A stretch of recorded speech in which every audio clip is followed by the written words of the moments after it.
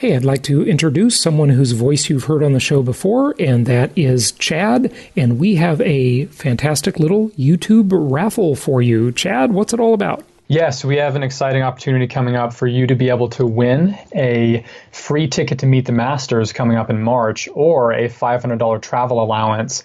Here's what you need to do to be able to win one of those things. We will be selecting a winner on March 4th when the contest ends. And all you have to do is go to the YouTube channel, which is youtube.com/Jason Hartman Real Estate. Subscribe if you haven't already.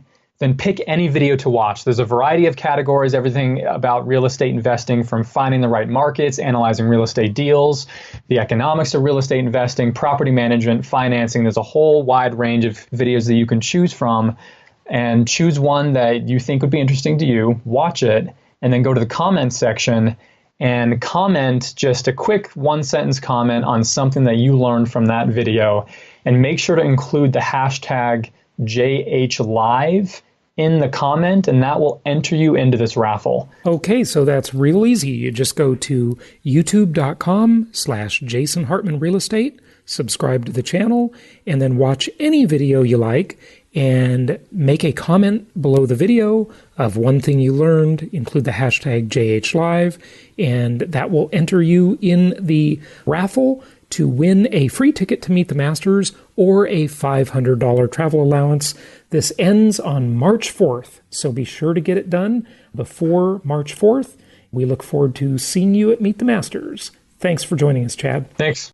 Welcome to this week's edition of Flashback Friday, your opportunity to get some good review by listening to episodes from the past that Jason has handpicked to help you today in the present and propel you into the future. Enjoy. Welcome to the Creating Wealth Show with Jason Hartman. You're about to learn a new slant on investing, some exciting techniques, and fresh new approaches to the world's most historically proven asset class that will enable you to create more wealth and freedom than you ever thought possible. Jason is a genuine self-made multimillionaire who's actually been there and done it. He's a successful investor, lender, developer, and entrepreneur who's owned properties in 11 states, had hundreds of tenants, and been involved in thousands of real estate transactions. This program will help you follow in Jason's footsteps on the road to your financial independence day. You really can do it. And now, here's your host, Jason Hartman, with the complete solution for real estate investors. Welcome, everybody. Thank you so much for joining me today. This is your host, Jason Hartman, episode number 664, and I am glad you're here with me today because we are doing something we have never done. Never, ever. This is the first time. There's always a first time for everything, right? And this is one of those times. It's really not that big a deal. But we do Flashback Friday, as you know, you regular listeners. And our Flashback Friday was a fascinating interview, if I don't say so myself. I was not the guest, so I was only the interviewer. I was interviewing G. Edward Griffin from Creating Wealth, episode 291 on Flashback Friday. And our episode today is a brand new, just recorded, hot off the press, literally recorded about 4 days ago, interview with none other than G. Edward Griffin. So that's what I'm saying we've never done.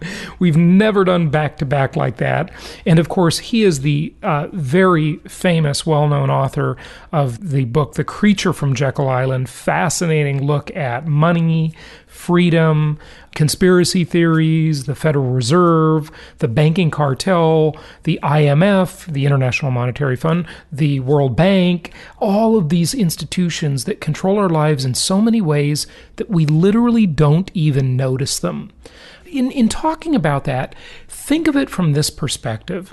Think of the perspective of content in our lives, all the stuff we see and we're familiar with, and we usually spend time rearranging. We're always rearranging the content of our lives, right? Let's get some new stuff, a new car, a new house, a new boyfriend, a new girlfriend, a new husband, a new wife. We're rearranging things, right? We're always rearranging stuff. Some people rearrange a little too often, admittedly, but we always have this stuff where we're rearranging the content of our lives. And we really notice the content. The content is very apparent to all of us. But there is another thing that plays a much bigger role in our lives, and that is the context. The context, the environment, the overriding theme, the backdrop of our lives, out of which everything comes. Remember, it's that concept of the chicken and the egg. What came first? I bet you don't know. I'm about to tell you. Just kidding. I don't know either. So, what came first, the chicken or the egg? I don't know. And none of us know, probably. But here's the thing. With context and content, we know that context generates content. So why am I talking about this when we talk about monetary policy, when we talk about deflation, inflation, stagnation, the economy in general, the marketplace, the supposedly, which it isn't much true anymore, the supposedly free market, joke's on us, the market is not very free, but it should be. So we have this context, and the context is like the air we breathe. Unless we live in Beijing or Mexico City or Cairo. I remember when I went to Cairo, I got so sick from the Cairo, Egypt, of course. I got so sick from the smog, like the air. You could literally see the air. It was so bad. I went to go see the pyramids and stuff, and it was just really, really polluted, okay? And so the air in which we live, the environment in which we live, that is the context of our lives. And we don't really usually notice it unless it's really polluted. And fish, they live in a context too, right? What context do fish live in? Well, that would be water. But do they notice the water? I don't know. We don't know, okay? In fact, there was interesting, a little aside, tangent alert here, a little aside. They did a study recently. Who knows how they do these studies, but whoever they is, don't you love that they, right? Well, some scientist, ostensibly scientist, did a study, I was reading about it, that said the average person nowadays has the attention span of a goldfish. That's scary, and I will admit I am one of those because my attention span has declined quite a bit in the new world. I used to just sort of sit down and read stuff, read a book, read a magazine, whatever. Now it's like, I'll read for a little bit, I'll have to check my email, what's going on social media, I think I need a drink of water, It's like too many distractions nowadays, right? Well, I used to need the drink of water either way, but so context and content. Understand that the banking cartel, the Federal Reserve being the largest member or participant, or really the leader of the banking cartel, the Federal Reserve, which is about as Federal Express, we don't really notice it. Most people don't even know what it is. Fortunately, of course, all of you do, because you're well-informed listeners, right? You study this stuff, you listen to it, you hear me talk about it, but it influences everything. Think about it from a smaller scale even. Think about Fannie Mae, the Federal National Mortgage Association. Is that what that stands for? Can't even remember. I used to know. Or the FHA, the Federal Housing Administration. Gosh, wow, that's amazing, You take these acronyms for granted after a while. You don't even remember what they stand for. NASA, the National Aeronautics and Space Association. Okay, we got it. So, context and content.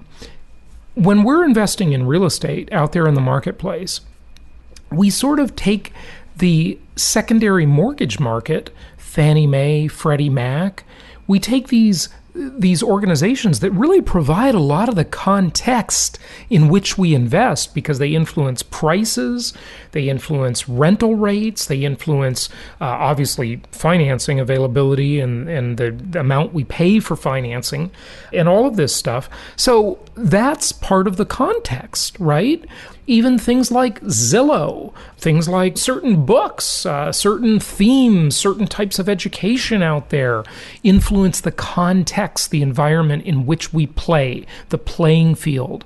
So it's very important to always think about context versus content. And everybody notices the content. Few people notice the context.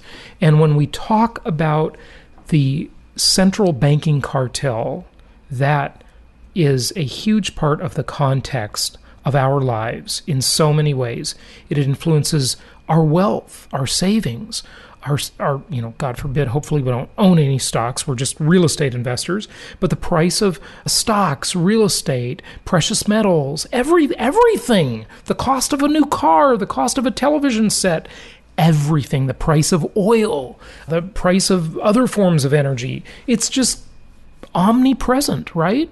So this is very important stuff. Now, we'll stop talking about it after today for a while, but we've got our Venture Alliance Mastermind trip to Jekyll Island coming up in just a couple of weeks here. Well, I guess it's about 10 days away, looks something like that.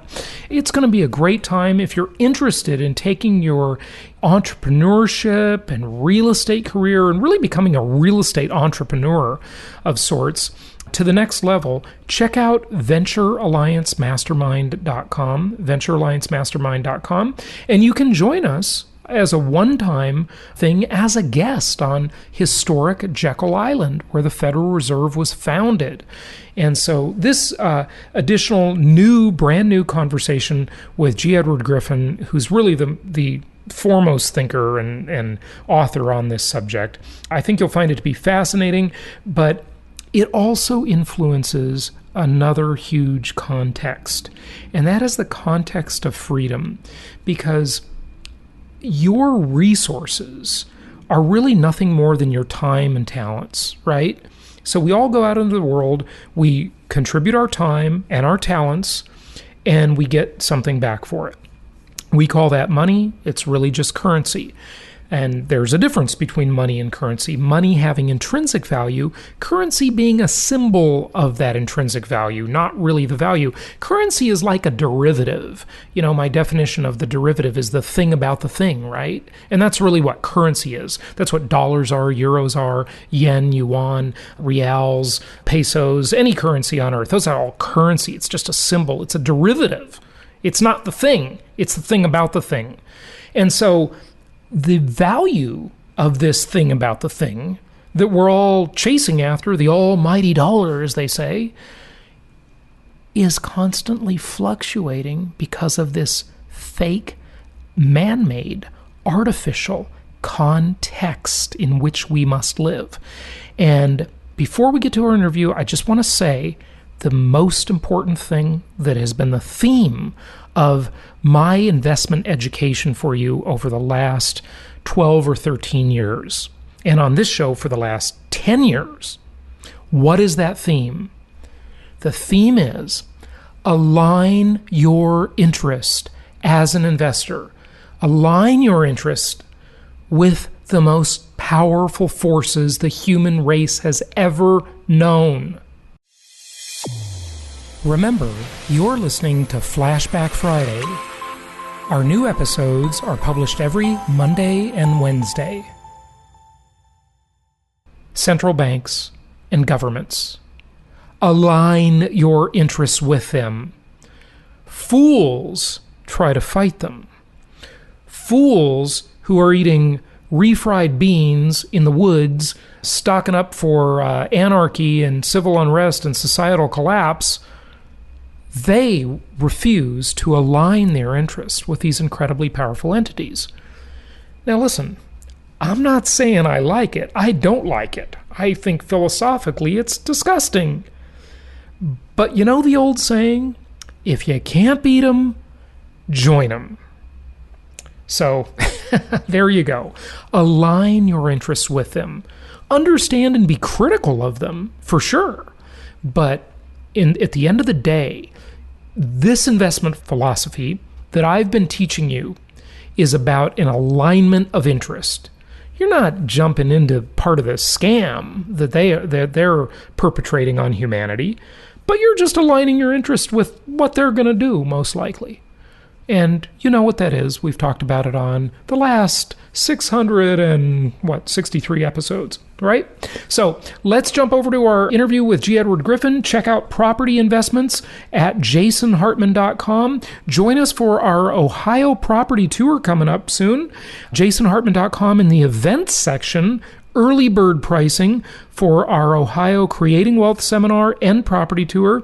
And of course, as I mentioned, VentureAllianceMastermind.com for the Jekyll Island trip, the Mastermind Weekend. All right, here we go. Let's welcome G. Edward Griffin back to the show and hear more about money and freedom. It's my pleasure to welcome G. Edward Griffin back to the show. He's been on twice before. He is the author of the seminal work, The Creature from Jekyll Island, A Second Look at the Federal Reserve. You probably know his name by now. He is just such a prolific guy and really has the seminal work on this topic. He's founder and president of American Media Reality Zone, also founder of Freedom Force International. G. Edward Griffin, welcome back. How are you? Well, thanks for inviting me, and I'm very well today. Thank you. It's good to have you back on the show, and you're coming to us from Westlake Village, California? Yep, that's it. Mm-hmm. Fantastic. Well, we are taking a trip for my Venture Alliance Mastermind group to Jekyll Island. It's coming right up, and we're so excited about that. And I thought in this interview, of course, we want to talk about the updated version of the book. You've updated this book so many times. It's such a fantastic profile of the Federal Reserve and the banking cartel and what it means to us in the future. But I also wanted to talk a little bit about the place itself because we're about to go there. Where do you want to start? Maybe just give a little quick overview on the Federal Reserve, what it is, what it's not, and then we'll take it from there. How's that sound? Well, that's good. You can start almost any place on this topic, and it doesn't make any difference which way you head out. You're going to cover some very interesting landscape. But I suppose Jekyll Island itself is a good place to start this time because it's, of course, included in the title of my book, The Creature from Jekyll Island. And since you have a lot of your friends and listeners who are going with you to Jekyll Island, I don't have to explain that it's a real island. But, a lot of people think it's a fictitious place because I've attached the word creature to it. So I guess they conjure up this image of the creature from the Black Lagoon, or then of course Jekyll conjures up the thought of Jekyll and Hyde and all these things. And I have to confess that I deliberately did that in concocting the title because I wanted to get people's attention. But the main fact is, and the important fact is that Jekyll Island is a real island, and it's off the coast of Georgia. And the significance of it is that is the place where the Federal Reserve System was actually conceived. And that's an interesting fact in itself when you think about it, that here's something that most people think is a government agency, and it's not, and we'll maybe talk about that a little bit later. But it's certainly a very important institution in the United States. It's the institution that controls our money supply and interest rates and the velocity of money and the economy to a large extent. And so it's a very important institution, and instead of being created under the spotlight of political observations in Washington, D.C., and, pros and cons and debates on the floor of Congress and committees and all that sort of thing, it was done at a highly secret meeting over there off the coast of Georgia on Jekyll Island. And that is an intriguing fact. In fact, that is the fact that caught my attention when I first started down this research path many, many years ago, I noticed that all of the information that was available, whether it came from friend or foe, was in agreement that indeed the Federal Reserve was conceived on Jekyll Island and that it was a secret meeting. So I thought, well, that's interesting. Why? First of all, why would it be there instead of in Washington? And why would it be secret, Because it occurred to me even then that when people do things in secret, there's usually something to hide. And so my curiosity was picked, and I tried to find out what it was that they wanted to hide. And I found out, and that's the reason I wrote the book, is to explain what it was that they were hiding and what impact that has had throughout history, and certainly what impact it has on us today. But now, Jekyll Island itself, in those days, was privately owned by a small group of millionaires. Today we would call them billionaires or trillionaires. But in those days, in 1910, when this all happened, to be a millionaire was the equivalent of being a billionaire today. And it was owned by a small group of those fellows, people like J.P. Morgan and William. And I must just insert the irony of that is that one of its mandates was to control inflation. So that's just so ironic, that comment, Yeah, the mandates of or alleged mandates of the Federal Reserve. Come to that, they say they are supposed to do one thing, but when you analyze who they are and what they are, you realize that that is mostly for show, that their real objectives and their real goals are quite different. And fighting inflation is not one of them. Anyway, so the island back in 1910 was owned by a small group of very wealthy people like J.P. Morgan and William Rockefeller and their business associates. And it was a resort island, and it's where their families came to spend the cold winter months to get out of New York and New Jersey and they go down there to the balmy shores of Georgia. And they had built a magnificent clubhouse there. It's still standing, by the way, very nicely restored. As you'll see, I guess your meeting is going to be held there. And it's a magnificent structure. It's a great example. It's beautiful. It really is. Yeah. It's an example of the architecture of the time, opulent architecture. It's all wood and nicely carved, and lots of filigrees and decorations and towers and spirals and things like that. It's beautiful. But then the families themselves had built their own, they called them cottages in that area. That's a funny word for them because when you see them, they're quite large mansions, each one. But to them, they were cottages.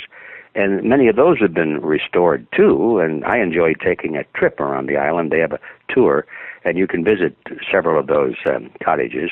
And it's very interesting to see how the super wealthy lived in those days. And in those days, to have a bathroom was considered to be a big event, and some of these had more than one bathroom. I remember the one I was in, I think they had 5 or 6 bathrooms. Well, you can imagine. That's like having 5 or 6 airplane hangars today, So anyway, it's a great place to visit because of the history and lots of interesting photographs. And certainly one of the highlights of any trip there is to visit the little library and gift shop and bookshop. And I'm advisedly saying that now because I'm going to be promoting my own book.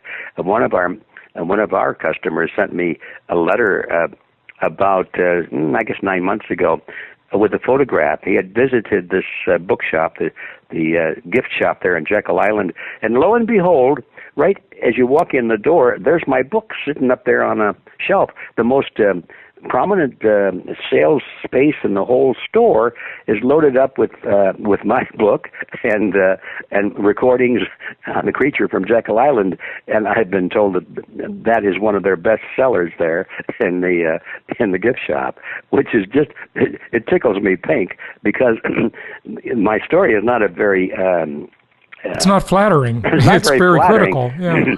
Well, it has nothing negative about Jekyll Island, but not very flattering about the people there. So anyway, that's just a little aside. It's a nice place to visit, and I'm sure you and your guests will have a great time enjoying that history. Now, in those days, the island was not connected to the mainland. You had to take a ferry boat to get across it, which these guys did when they visited the island. They took a train from New Jersey.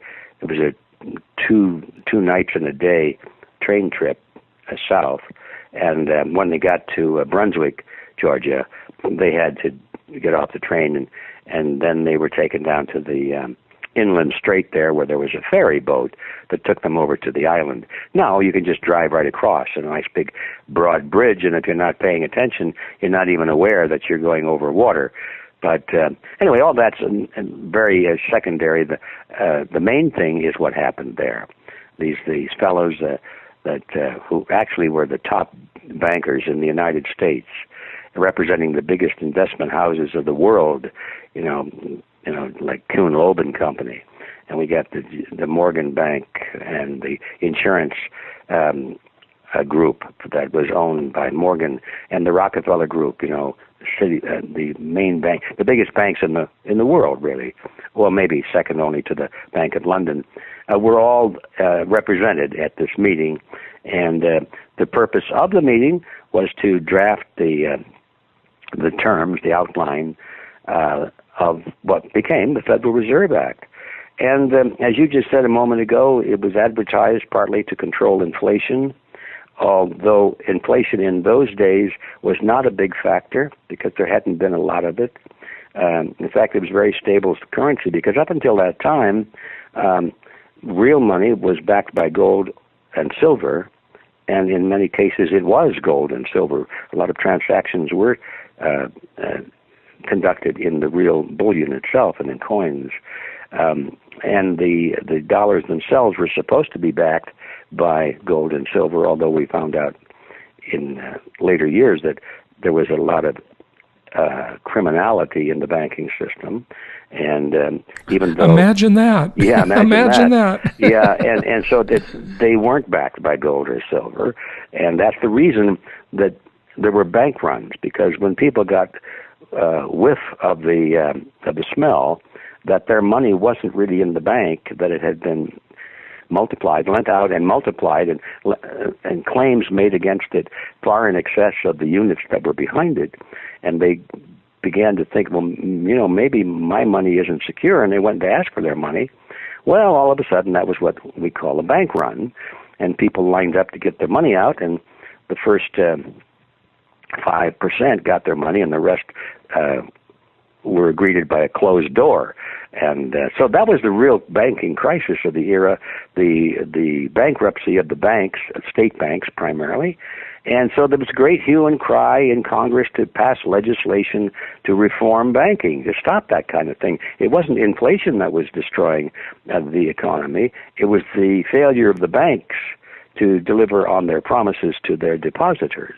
That was the problem, and the banks were folding, closing their doors. People were losing their savings and so forth. And what year? Give a context for that. What year? Well, the meeting that we're talking about took place in November of 2010. Oh, yeah, the creation meeting, right? Yeah, the creation meeting. Now, the Federal Reserve Act was passed in December of 2013. And you mean 1900, right? I did say 2000. Well, there you go. Thank you for correcting me. Of course, yeah, 1910 and 1913. And that was the 3-year period that was essential to promote the concept, not only to Congress, but to the voters, because it had to be presented as a very popular item, something that was good for America, good for business, good for the economy, and above all, it was presented as something to control those big bad bankers, you see? And what the reason for this secrecy turns out to be, that had anybody known that this bill to control the big bad bankers was actually drafted by the big bad bankers, why then the cat would have been out of the bag and nobody would have fallen for the trick, and the Federal Reserve Act would not have been passed. So that was the reason basically for the secrecy, is to conceal the fact that the bankers themselves were drafting the legislation to control their own industry. And in the process of that, when you sort of back off of the historical facts and look at the landscape in general, you realize that what they were doing is creating a cartel. And it was no different than a banana cartel, an oil cartel, sugar cartel, whatever. This just happened to be a banking cartel. And this one, I would argue, and I'd love to see if you agree with this, sorry to interrupt, but is this the biggest scam in the history of the world? I mean, it may be. This affects almost everybody on the planet in terms of the value of their money, of their currency. It's just, this is huge. I mean, the scope of this is monumental. Yes, there's no argument on that.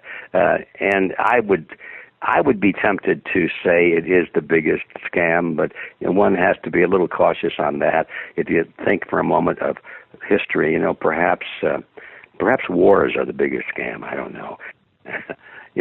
And then but who are they financed by? Yeah, right. Central banks. How are the wars financed? It's all kind of a can of worms at a certain point. But I certainly agree with you. This is, as our friends in the political arena say, this is huge. It's really huge. Yeah, because money is at the center of every just about every human transaction. And when you realize that the way the system now is set up, the money is created by the banking system itself, which is not so bad. That fact alone is not really the slammer here, because the money could be created by the banking system, and if it were backed by gold or silver or something of tangible value, that would absolutely prevent human intervention, or willful intervention, just political intervention, to create money out of nothing. In other words, if money had to be created out of human effort so that money would pace everything else in the world, goods and services that also are created out of human effort, then it's an even playing field, and money would hold its relative value throughout long periods of time. There would be no inflation. There'd be no loss of purchasing power. And there are long periods of history that prove that point, when money was, in fact, gold or silver, or backed by gold or silver. There was no inflation, because there couldn't be, because the money itself was limited by the degree to which humans were willing to create it by digging it out of the ground and refining it, and that took human effort, just like human effort was required to make a suit or to brew a cup of coffee or anything else you might want to buy with that money. Right. And so that's an important thesis. I just want to make sure the listeners really get that. Because supply is limited and the effort is great to mine something, that by virtue of that, it gives the currency that is related to it, it makes it true money, because it gives it a real intrinsic value, versus what we have now, when it can be created out of thin air. You can constantly debase the value of that currency and make everybody on the planet poorer and poorer by fiat, just by a decision that Janet Yellen makes. I mean, it's really mind-boggling. It is mind-boggling, yeah. And where I was going with that long discourse is that the reason this is such a huge topic, as we agree, is that since money is at the center of every human transaction, almost every human transaction, money is constantly moving or potentially being reserved to be moved to balance the ledger on everything we do. This telephone call right now is involving a transfer of financial credits between you and me and the telephone company, and indirectly through all the people that service the lines, and all of the manufacturers of the telephone and the wires and so forth. It involves a transfer of money, and if the money is created by the banking system, and all of it is based on debt. Now we're getting to the real interesting part. All of the money in the world today is based on debt, not on gold or silver, which is based on value. It's based on debt. In other words, it comes into being only when someone borrows it. It doesn't exist before then. And so they have to borrow it from the banks. So all of the money in the world is created by being lent as a loan by some bank. It is so hard for people to get their head around it. It took me really, literally it took me years to get my head around that idea. And to be very honest, I still don't know if I understand that. I mean, I understand fractional reserve banking or fractional reserve lending. It's referred to both ways. But the idea that money is lent into existence, it's sort of like you can maybe understand that intellectually at some point, but sort of grappling with the impact of that and what that really means is it's profound. It's very profound, and especially when you realize that it's ethically highly questionable, and that's the understatement of the century. And to my mind, it is a scam. It's something that has developed over the centuries as a very elegant scam, and that's one of the reasons people have trouble getting their heads around it, as I did too, because I kept expecting it to make sense, and suddenly I realized at one point, hey, this doesn't make sense in terms of my morality, or in the morality of most people who want things to be fair and just and honest. But if you suddenly switch the morality and say, now I'm a con artist, now does it make sense? And all of a sudden the light went on. Now it makes sense, of course. That is exactly what it is. This whole thing is dreamed up by con artists and polished over and painted over and decorated to make it look like it's a very, very sober, secure banking system, and but it's a scam. And the reason it's a scam is because the money is lent into existence with no effort, real effort in terms of producing anything except producing numbers. Now, it's true you do have to have employees and buildings and desks and typewriters and computers and all that sort of thing, but it's relatively low cost of production compared to digging something out of the ground and grinding it up and extracting the precious metals out of it and so forth. It's no comparison at all. And so you might say it's practically free to create this money and lend it into existence, but the kicker is now it's not that you use the money for your own purposes. You lend it for other purposes, and that could be good. In fact, that is good. People often need to be able to borrow money in order to engage in business enterprises and so forth.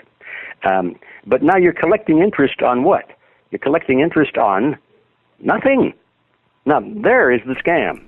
That's a great deal. I would love to do that deal. Can I do that deal? Yeah, sign me up, Well, sign me up too. Trouble is we're about 300 years too late. The Rothschilds figured that out. Yeah, they figured it out. Yeah, and we're just trying to get our heads around it today, and it's been going on for centuries. You see. So anyway, that's, as I said earlier, no matter which way you go on this topic, you're running into some very interesting terrain, and that just happens to be one of it. What is that quote by one of the Rothschild families? Let me control the money, and I care not who makes the laws, or something like that. Exactly. Yeah. Mm-hmm. That's it. It's much more powerful. It really is. Well, think about that. If you control the money, you can buy the politicians. Right. But and they do. And they do. It's as simple as that. The politicians are bought like so many pounds of hamburger, and I issued one of my more popular editorials just 2 weeks ago, and the headline was "Con Artists Make the Best Politicians," and it's a harsh thing to say and all of that, but I really believe when you look at the political scene, especially today, the major politicians on the stage, you look at them, they're con artists. Every one of them. Of course. Yeah. Of course. I don't think you'll get too much argument on that. Can I fire a few quick questions at you? There's so much ground we could cover. I just want to get a couple of things out there and see what you think of them. But did you kind of wrap up to some extent what you were saying? Yeah, sure. Well, with this topic, you never wrap it up. You just sort of roll it over. Right. Right. Yeah, absolutely. Okay, so you wrote the original version of The Creature from Jekyll Island back in the 90s. Just any thoughts on how they're playing out today with Janet Yellen and the Obama administration, and just kind of a general, maybe a comment on that? Well, everything is unfolding exactly as it was predicted as I predicted it, and sometimes people say, "Gee, how come you're so smart that you were able to make these amazing predictions?" I have a chapter toward the end of the book called "The Pessimistic Scenario," and it was followed by a realistic scenario, which was not nearly as bad, but the realistic scenario was what I thought we ought to be working toward, because we can get out of this mess. But the pessimistic scenario is where people just are dumped into the morass, and they know nothing about it, they don't understand it, they don't know how to get out of the problem, and so it just gets worse and worse and worse. That's the pessimistic scenario. And so I played it out like it was actually happening, like like a novelist would describe. At 3:30 the lights went on and on the computer, and the automatic buzzer went off, and so the president of the bank got up to see what was going on. I told it like a little story was actually happening, and to make it interesting. And it's just amazing. People say, "Well, how did you know? That's what happened last week, or that's what happened last year," and so forth. And they think I'm a genius. Well, none of the above. I just know what was going on. It's easy to predict the future if you understand two things. If you know where you are now, well, that's not so easy. A lot of people have no idea where they are now. Well, that's actually my next question about that, but go ahead. Yeah. And then the other point you need on the graph is where you came from. Where were you? Well, a lot of people have no idea about that either. They don't know about the history of money or the history of our system or anything. They have no 2 points at all. So they're totally lost. But if you understand where we came from, you understand where we were, where we are today, then all you got to do is lay a little mental ruler between those 2 points, and you can draw a line and project it into the future, and you can say very confidently that unless there are some major changes in the forces, we're going to continue heading in exactly the same direction we've been traveling. And there have been no changes in the forces. In fact, it's just been the same forces getting more and more powerful. The people that created the problem in the first place are the very ones who we are now turning to solve the problem. Right. It's so ironic. It's ironic, yeah. You can't make this stuff up. You couldn't make fiction like this. It's crazy. Yeah. So it was easy to see what the future looks like, and so everything is unfolding exactly as I was afraid it would, and what can I say beyond that? If anybody just reads that chapter, they can see that this was easily foretold. The book was published in 1994. But that part of the book was written, I think, or developed, at least in my notes, about 1992 or 91. Yeah. Just a reminder, you're listening to Flashback Friday. Our new episodes are published every Monday and every Wednesday. I want to wrap up with that optimistic scenario and pessimistic scenario that's pretty much history now. It's already happened, but maybe have you touch on the optimistic one. But let me just fire off a couple quick questions for you. And it alluded really to your last comment of people not knowing where they are. When you're, look at, fish exist in water, yet I would assert that they don't notice the water. Okay? We exist in air, yet unless we live in a really polluted place, we don't notice the air, hopefully, right? It's just the context. It's our environment. We don't notice it, right? And this is especially bothersome. And I'm a Gen Xer, okay? So I don't even have really that much historical context myself, but I try to be a student of history.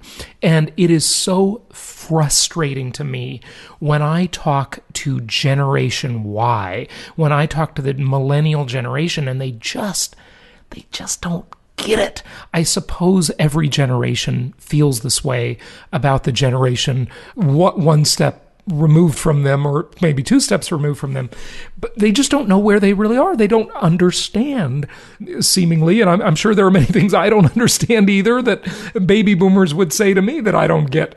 But what does it really mean to be free? What does freedom mean? Because you write a lot and talk a lot about this. People just they just kind of don't know where they are, right? They don't really understand that they are not free, are they? Yeah, that's a great topic. In fact, it's the one that occupies most of my time of late.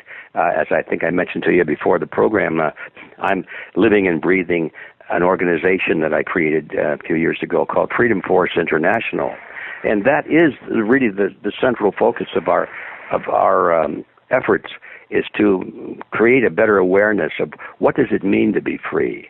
What is it? How do we defend freedom? Do we just go out in the battlefield and kill somebody? Is that what it is? Because somebody's trying to take away our freedom, or do we have to defend it in our schools, in our textbooks, in our halls, our legislative halls? Do we have to defend it in debate? Do we have to understand it? And of course, you can tell by the way I'm asking those questions that that's how I think the answers are.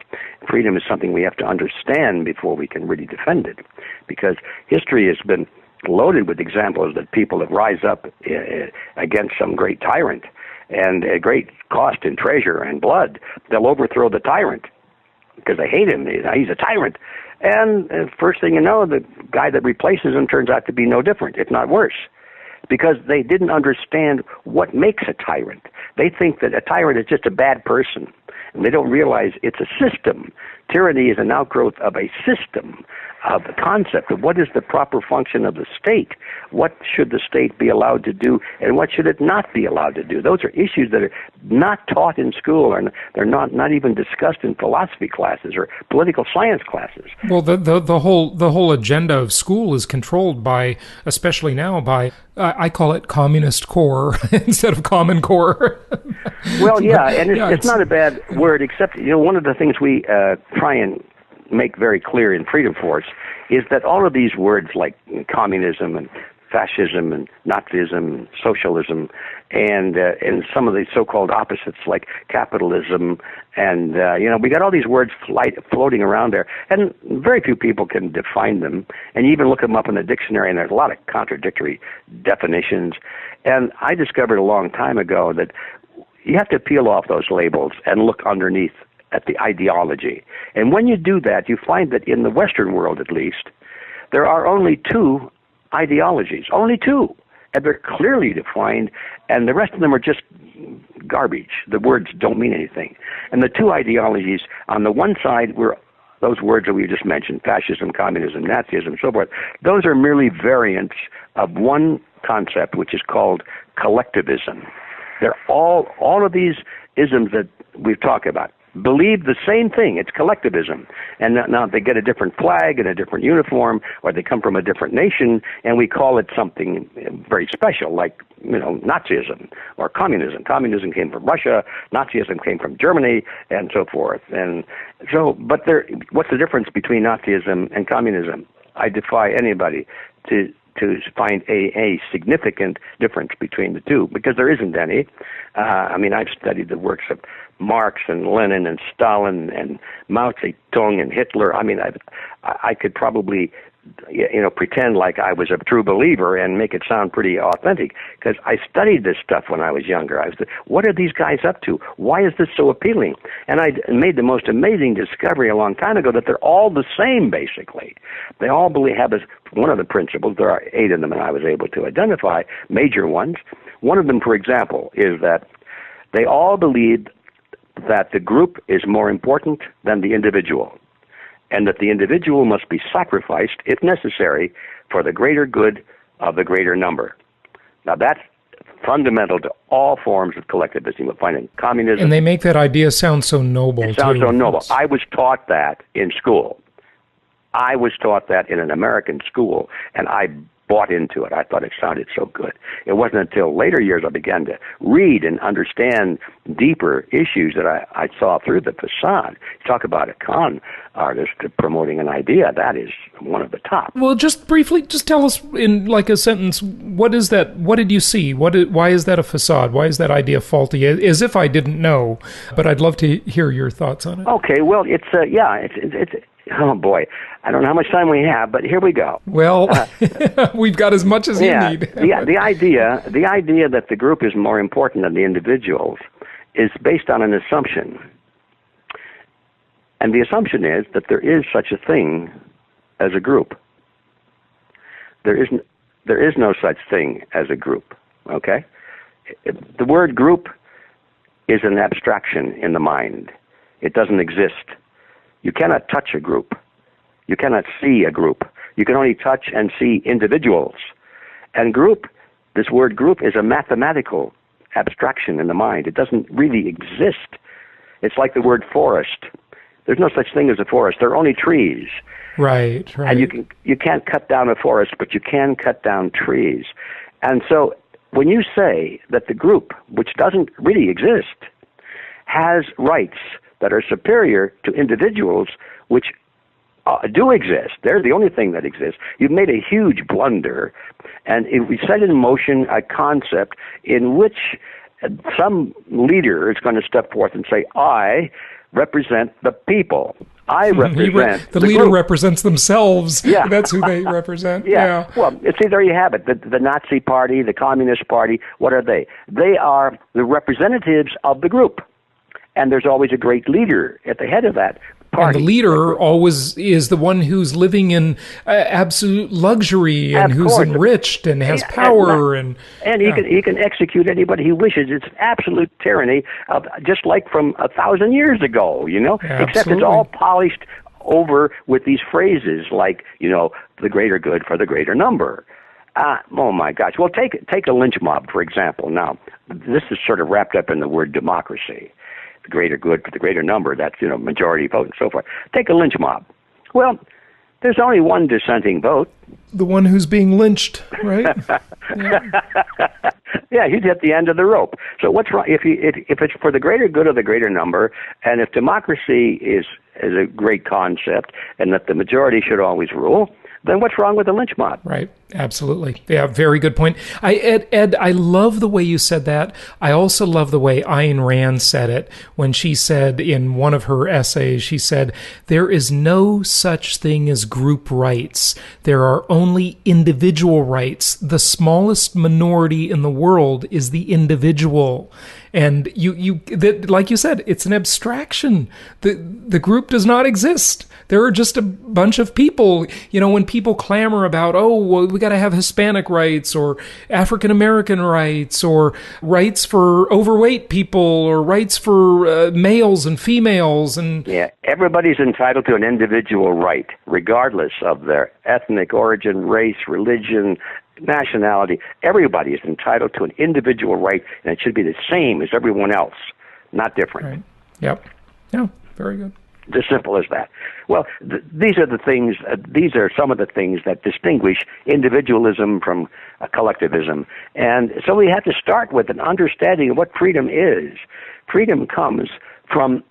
All right, now we're talking about individual rights.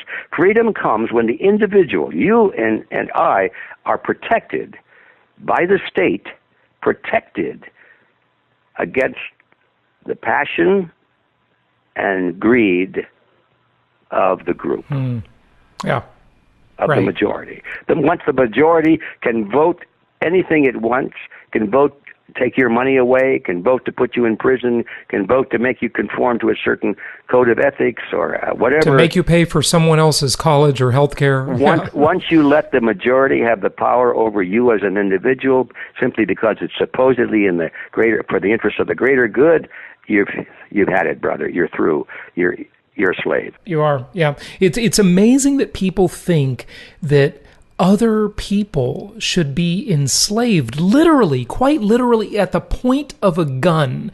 If you do not pay your taxes, someone will at some point visit you with a gun and say, you either put these handcuffs on and come off to prison where you will spend your life in a cage, or we will shoot you with a gun. That's literally what happens in the United States of America. How do people not understand that idea? That happens. That happens in every country in the world which has adopted the ideology of collectivism. And that means it happens in every country in the world, period, because they all, at this point in history, have bought into this concept, the greater good for the greater majority, the greater number and all that sort of thing. There are, as I said, there are 8 important characteristics. We're just talking about one of them now. But all of the world's nations have bought into that today, and that's the problem. And this is one of the points where Mao Zedong was absolutely right. No, I'm not endorsing Mao Zedong. He's one of my all-time bad guys, as far as I can see, because he's an advocate of collectivism. You have to love his branding and marketing. It's the Cultural Revolution. Well, yeah, but he said, and correctly I believe, he said, all political power grows out of the barrel of a gun. Of course it does, yeah. Of course it does. And you may hate it, but it's true. That's the way it is. So let's face reality. Once you give the state the authority to do something, you're actually saying, okay, the people working for the state now have the authority to carry guns and to shoot others if they don't comply with what they want. That's the understanding. That's political power. It grows out of the barrel of a gun. And once you pass a law in the legislature, then people must follow that law, or they're going to be facing the open end of a barrel of a gun. Mm-hmm. Yeah, absolutely right. That's it. Okay. Yeah. What else did you want to say? Do you want to highlight one or two of those other principles, the 8? Well, let's just start with the top one on the list, and not necessarily the most important one, but I think it's extremely important, and that is the origin of rights, human rights. Where do they come from? An important question. Well, the collectivist believes that human rights are granted by the state. You get them from the state. You get them from other people who have been elected to office or who have assumed office because they had a superior army. Anyway, the state, however it got to be the state, grants you your rights. They believe that. And the problem with that is that the state can grant you your rights. It can also take them away, which they always do. And so this is the basis of collectivism. The state grants you rights. You find that in the old Soviet Constitution. You'll find it in the Chinese Constitution, Communist Constitution. You'll find it in all the communist countries. You'll find it in would have found it in Nazi Germany. Rights come from the state. You find it at the United Nations. They have a document called the Draft Covenant on Human Rights.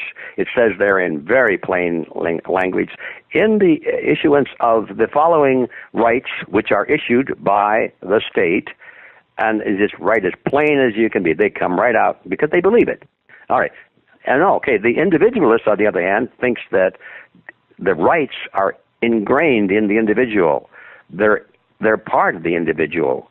You're born with them. Now, you might have to defend them. Of course, you have to defend them because, remember, political power comes out of the barrel of a gun. If you cannot defend your rights, you lose them. But you're entitled to them because some people would say God gave them to you. Others would say, well, you were just born with them because it's an intrinsic right. However you want to describe it, the individualist believes that rights are hardware. They're not software. They come with you. They're not added to you. So it's an important distinction. And which one you believe makes a tremendous difference in what kind of a society you're going to live in. It really does. Wow. It's just really profound. We've gone much longer than we anticipated. You're such an interesting guest always. Can we wrap this up with the optimistic scenario and maybe touching on the pessimistic scenario, which was a prediction but now is history, and any action steps, anything we can do about this would be great, if there is anything. There always is something, and there's plenty. It's never too late to stand for freedom, and this battle will be going on probably for as long as human life exists on this planet. Even if we should go down the tubes in our present era, there always will be this force for freedom that it's a flame in all of us. It's fire in our bellies. And sometime in the future, there'll be a new civilization springing up from the ashes, perhaps. I don't know, but the battle will be going on forever. So you never give up. At least that's my view. I can summarize this, I think, but perhaps it's even best that we're running short on time because it's easier to understand when you just condense it down into almost like a soundbite. We're rapidly losing our freedom right now, and nothing has changed yet to change the force of that direction.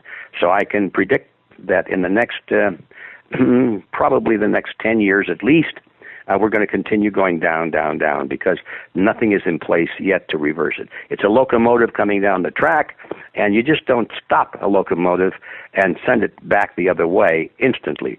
First, you have to slow it down, and then you have to turn it around, or at least throw a lever and throw it into reverse. Then you have to gain momentum and get going backwards again. It doesn't happen it's not going to happen at the next election. Let's just put it that way. We're going in a bad direction. Now, the good thing is that there is a tremendous awakening going on at the grassroots level.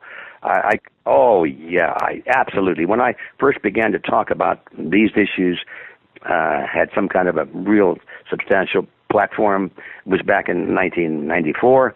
Well, there were very few people interested. Everything, life was good, you're just some kind of a conspiracy theorist, you're just, the sky is falling, you're just a Chicken Little, and so forth. A lot of name calling going on. Now everybody's interested. Now they say, well, how much time do you think we have left? Questions like that.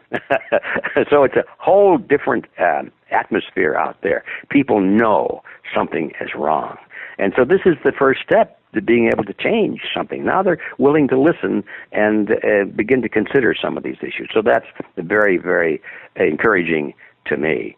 So where that will lead, don't ask me what's going to happen in the meantime, because I'm kind of pessimistic on the next 10 years.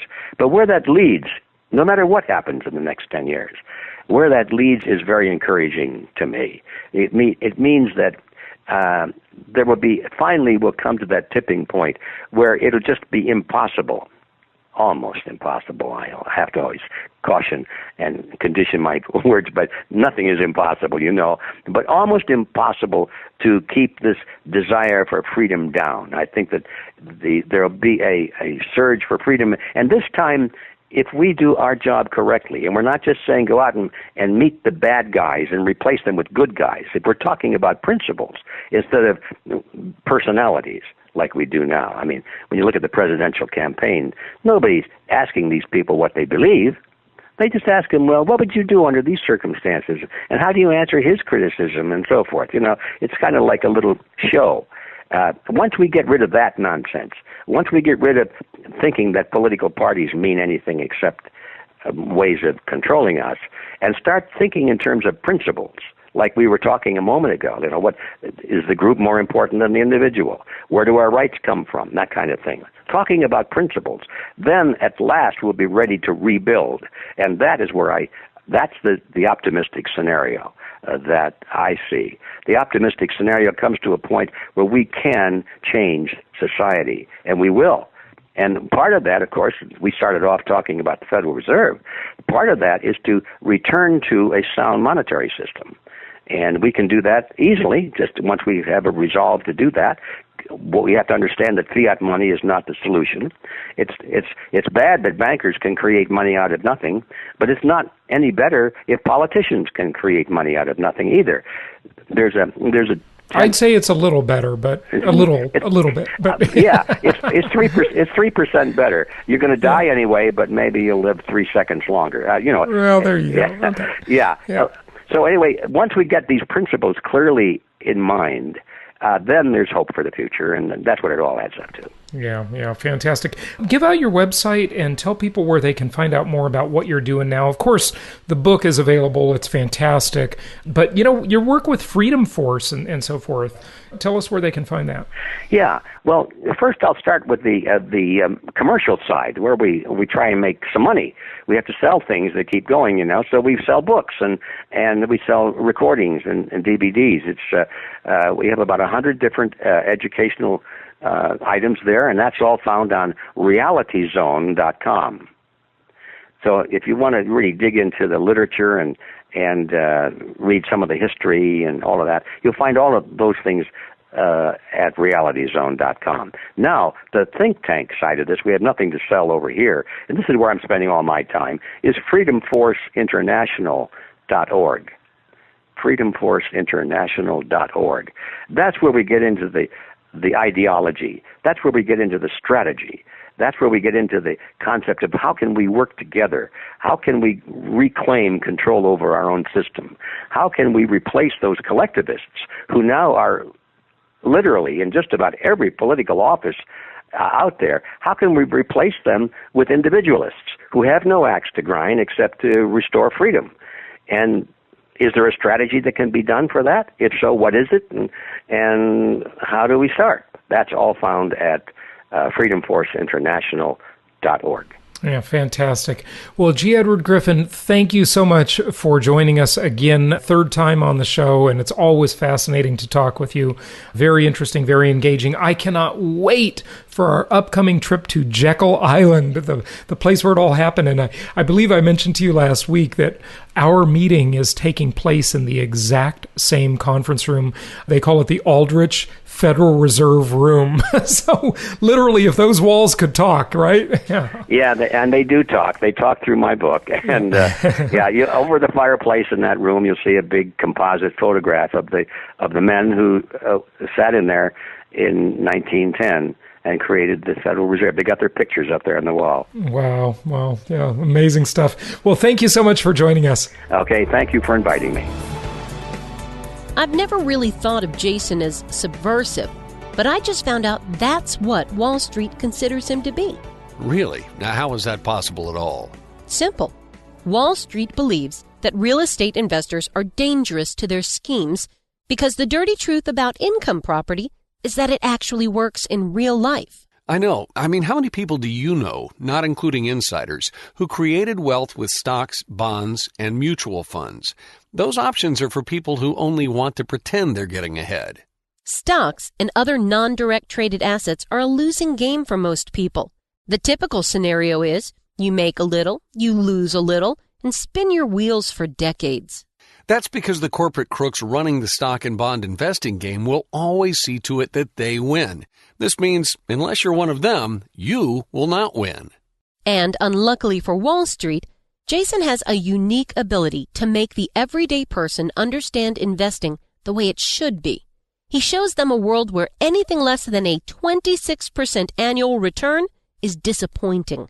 Yep, and that's why Jason offers a one-book set on creating wealth that comes with 20 digital download audios. He shows us how we can be excited about these scary times and exploit the incredible opportunities this present economy has afforded us. We can pick local markets untouched by the economic downturn, exploit packaged commodities investing, and achieve exceptional returns safely and securely. I like how he teaches you how to protect the equity in your home before it disappears and how to outsource your debt obligations to the government. And this set of advanced strategies for wealth creation is being offered for only $197. To get your Creating Wealth Encyclopedia Book 1, complete with over 20 hours of audio, go to jasonhartman.com/store. If you want to be able to sit back and collect checks every month, just like a banker, Jason's Creating Wealth Encyclopedia series is for you. This show is produced by the Hartman Media Company, all rights reserved. For distribution or publication rights and media interviews, please visit www.hartmanmedia.com or email media@hartmanmedia.com. Nothing on this show should be considered specific personal or professional advice. Please consult an appropriate tax, legal, real estate, or business professional for individualized advice. Opinions of guests are their own, and the host is acting on behalf of Platinum Properties Investor Network, Inc. exclusively.